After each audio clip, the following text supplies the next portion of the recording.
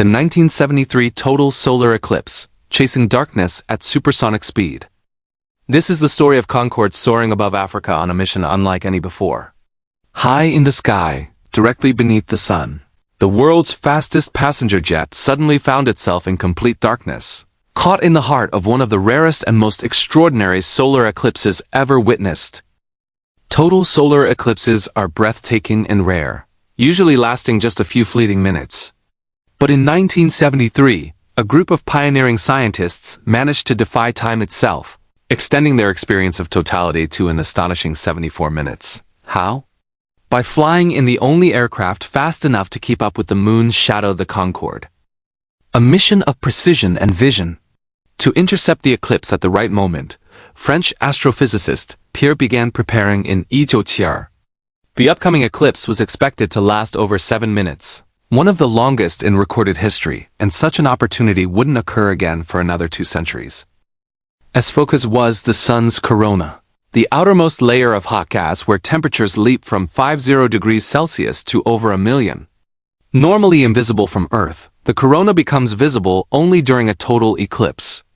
But Earth's atmosphere and clouds often obstruct the view, so decided to rise above them. He reached out to legendary Concorde test pilot Turcat, proposing a bold idea: use Concorde to chase the eclipse across Africa and turn the jet into a flying observatory. The science takes flight. The French aerospace company, thrilled by the concept, provided Concorde prototype 001 and assigned Turcat as the pilot. While military jets were technically faster, none offered Concorde's combination of speed, range, and cabin space for scientific instruments. Together, Turcat crafted a flight plan to stay inside the moon's shadow for as long as possible. But to understand how that worked, let's break down how solar eclipses function. How a solar eclipse works. A total solar eclipse occurs when the moon passes between Earth and the sun, casting a shadow. While most of that shadow results in a partial eclipse, there's a narrow band just a few hundred kilometers wide where the sun is completely blocked. This band, known as the path of totality, moves across the Earth's surface at speeds exceeding 2,000 kilometers per hour. In 1973, the path of totality began at the western edge of South America and swept across the Atlantic into Africa, traveling around 2,200 kilometers per hour, just a hair faster than Concorde's cruising speed.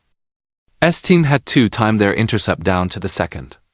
If Concorde was even a kilometer off or 15 seconds late, their eclipse experience would be drastically shortened.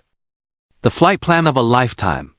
Most runways in Africa were too short for Concorde, and high temperatures limited fuel load. The team chose Gran Canaria Island for takeoff, a cooler location with a long enough runway. The plan: take off, fly south, and intercept the shadow over Mauritania, then follow it across the Sahara Desert. But there was a problem. The eclipse's path wasn't straight. Constant course corrections would hinder scientific observations.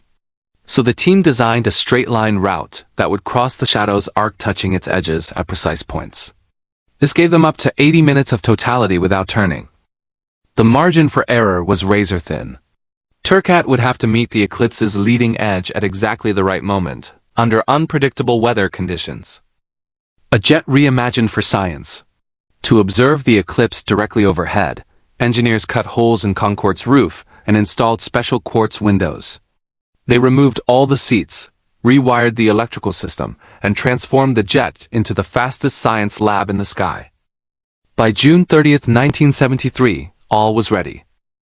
At 10:08 a.m. Concorde roared down runway 21. Turcat chose to take off 20 seconds early, anticipating wind resistance. That intuition proved wise. Turbulence during ascent cost them 8 seconds. As they neared the intercept point, Concorde was still 4 seconds behind. In a bold move, Turcat briefly pushed Concorde beyond its max speed of Mach 2.2, regaining lost time. The aircraft arrived just 1 second late and 1 kilometer off target, an astonishing feat of precision. Right then the moon fully covered the sun. It was midday, but stars became visible. The corona blazed through the windows above. 74 minutes of darkness. For the next 74 minutes, Concorde raced the moon's shadow across Africa. On board, 5 teams of international scientists sprang into action. S-Team used an infrared telescope to study the corona.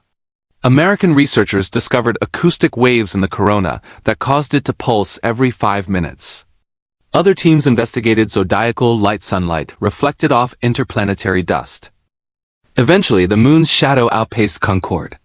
The flight ended with a landing in Chad, marking the close of the longest solar eclipse ever witnessed by humans, a record that still stands.